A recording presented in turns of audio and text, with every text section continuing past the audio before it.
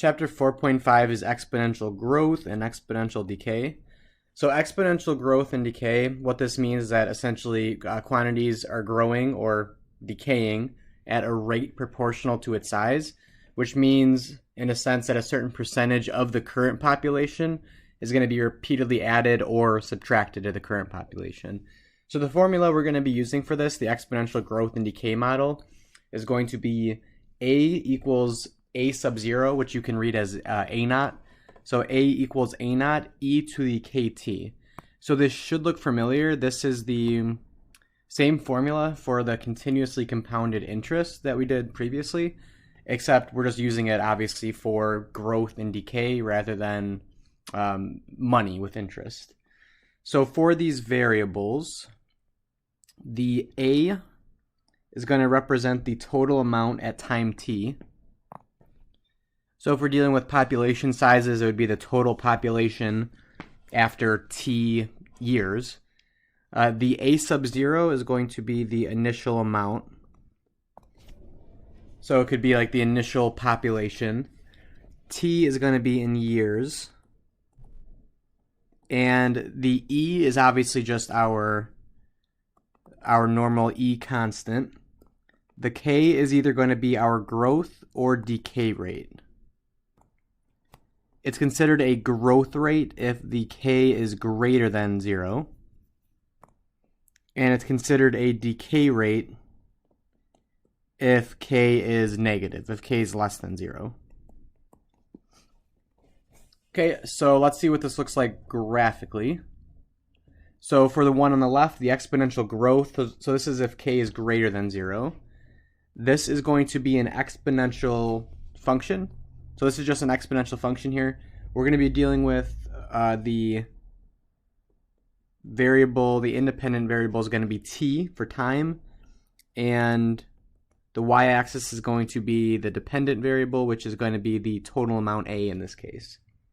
So if we graphed it, it would look something like this, where it's crossing the y-axis at A naught, that's the initial amount, so that's at t is 0.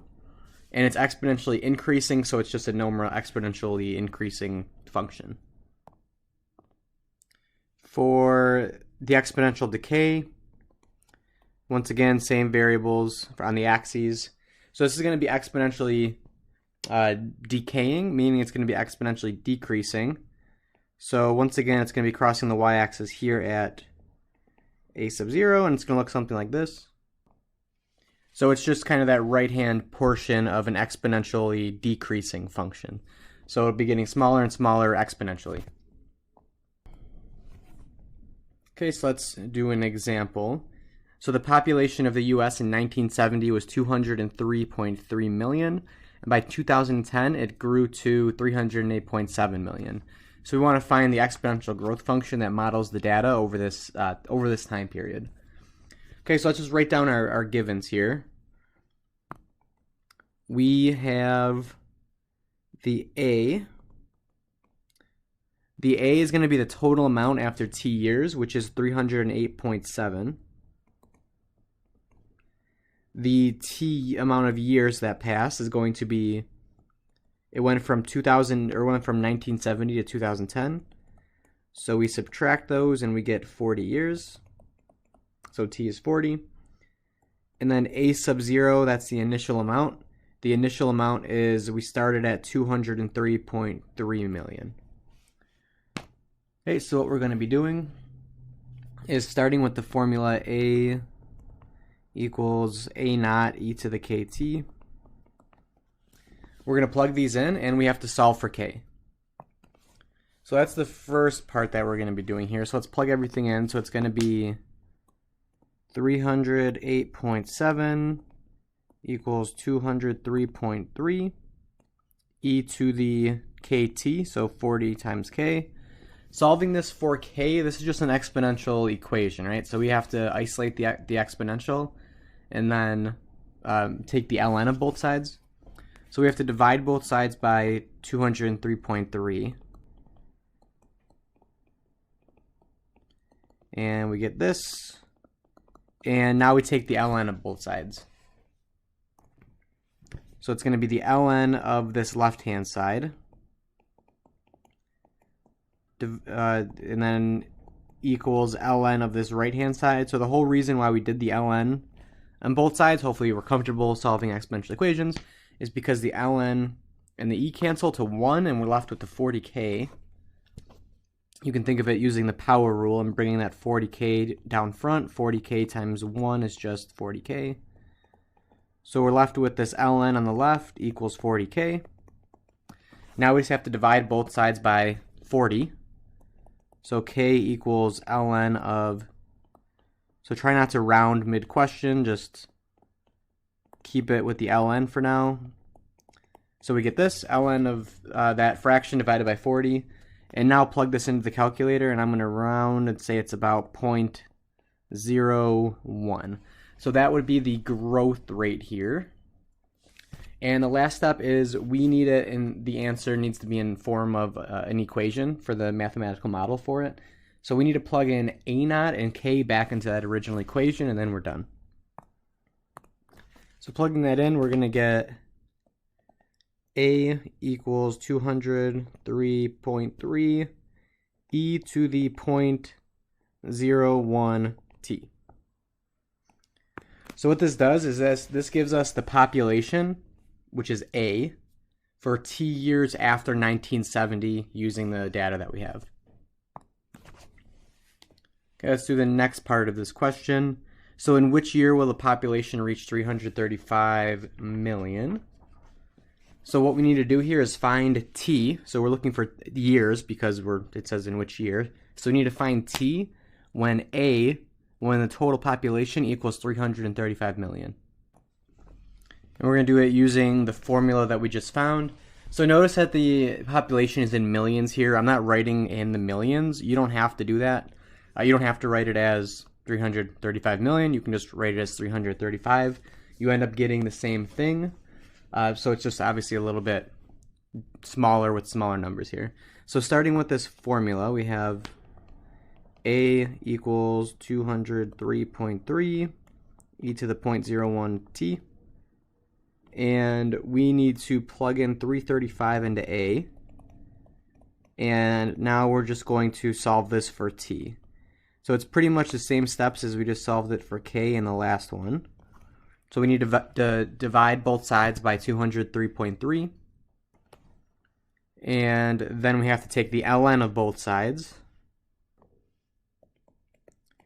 And then on the right-hand side, we get the ln and the e to cancel to 1. And then we're left with 0.01 t on the right-hand side.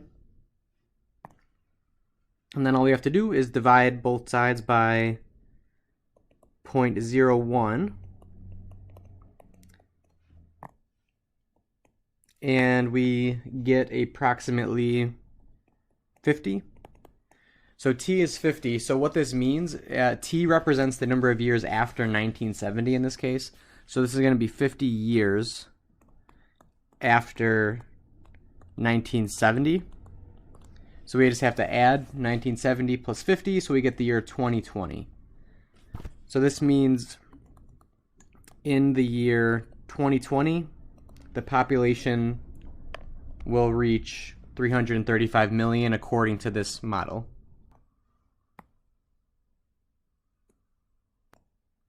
Okay, so let's do another example here. So in 2000, the population of Israel was approximately 6.04 million, and by 2050, it's projected to grow to 10 million. So we want to find an exponential growth function that models this data. So what I'll do is I'll pause the video and fill it out. I recommend if you wanted to try to do this one on your own based on the last example. So I'll pause it and then I'll just fill it out and then just briefly explain it. So for this one, we got A equals 6.04 e to the 0.01 t, where k was 0.01. And once again, this is going to give us that equation here, gives us the total population A for t years after the year 2000. Okay, and for the next one, we want to know in which year will Israel's population be 9 million. So we need to find T when A equals 9. So using the formula, A equals 6.04 e to the 0.01 t.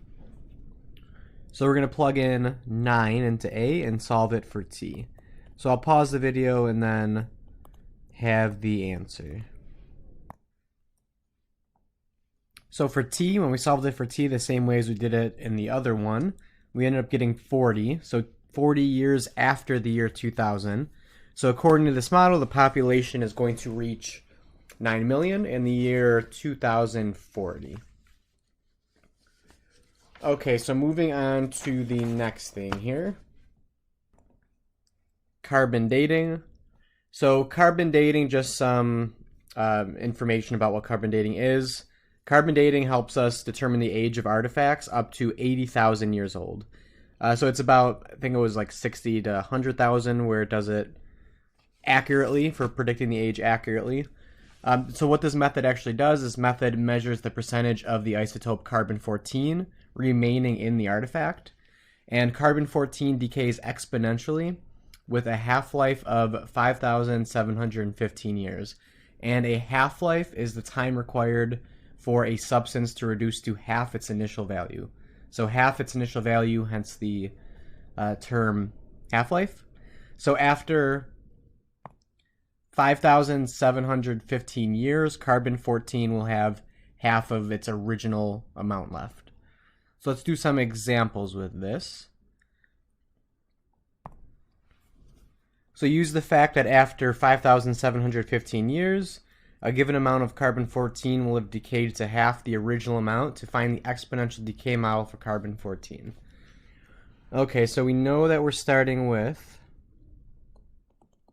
A equals A naught e to the kt. So we need to find K.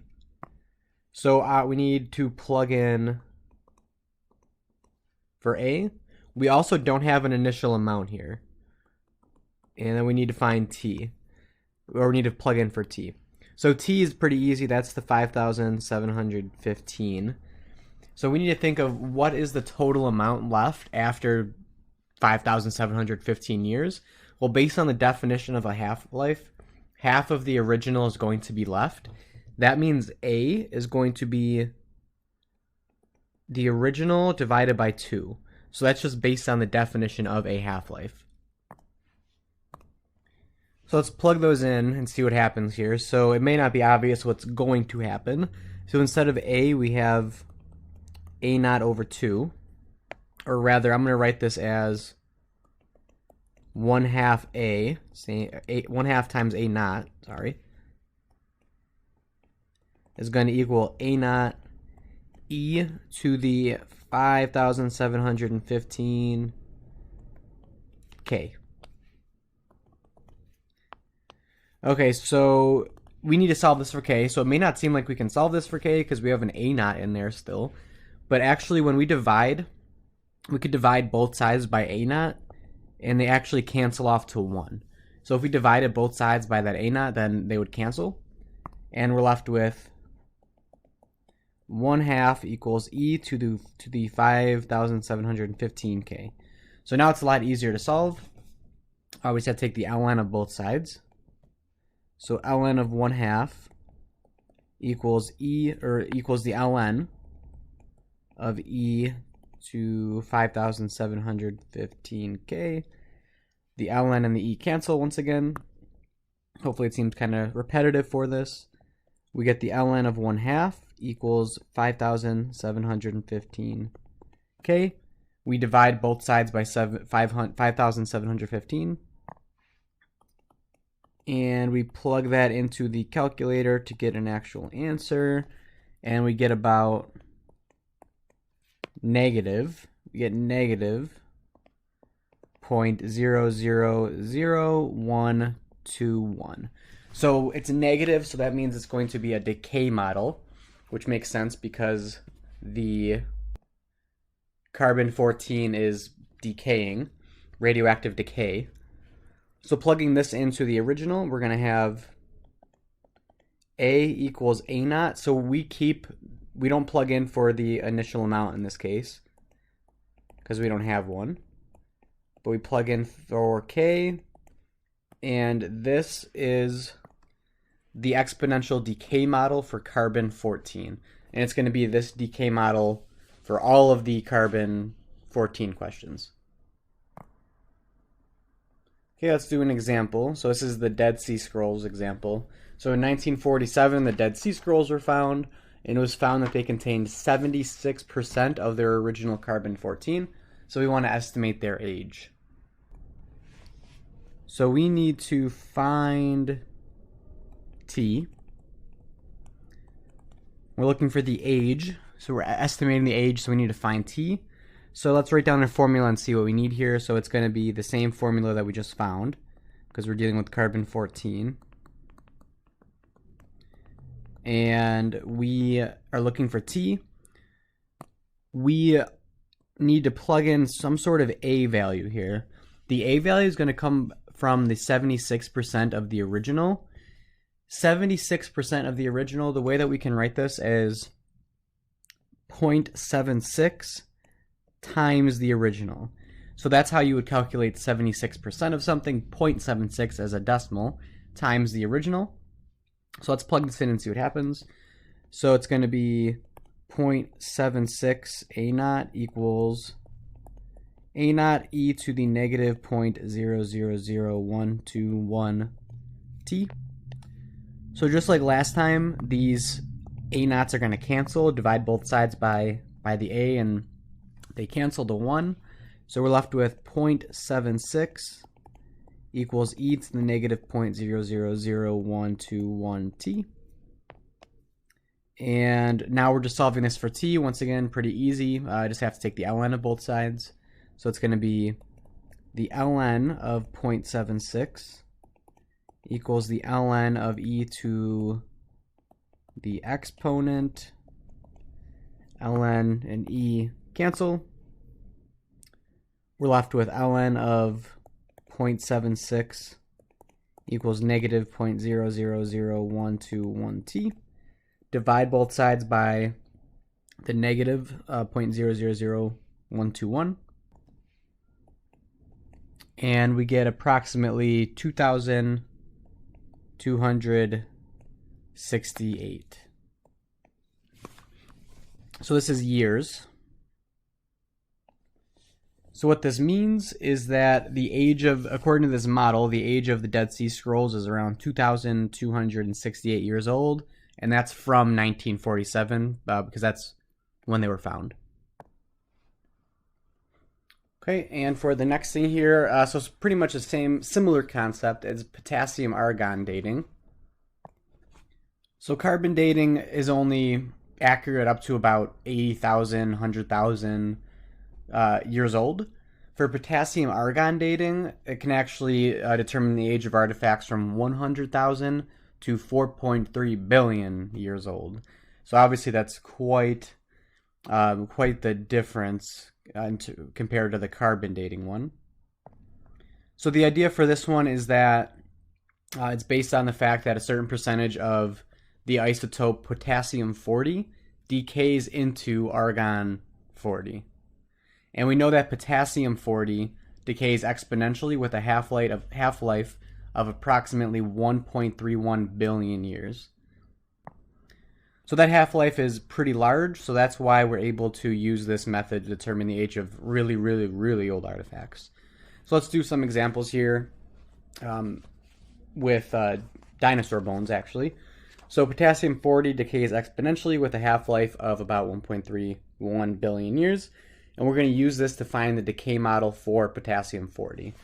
Okay, so it's going to be pretty much the same thing that we did before. We know we're using this formula. We need to find K.